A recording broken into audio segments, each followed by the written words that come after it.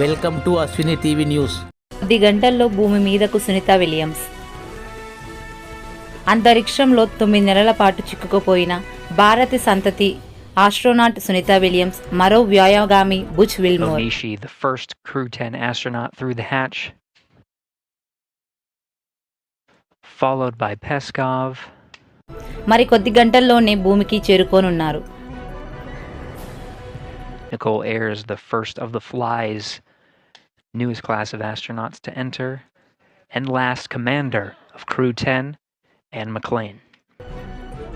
మరి కొన్ని గంటల్లో స్పేస్ నుంచి సునీత విలియమ్స్ తిరుగు ప్రయాణం ప్రారంభం కానుంది. అమెరికా కాలమానం ప్రకారం మంగళవారం సాయంత్రం 5:57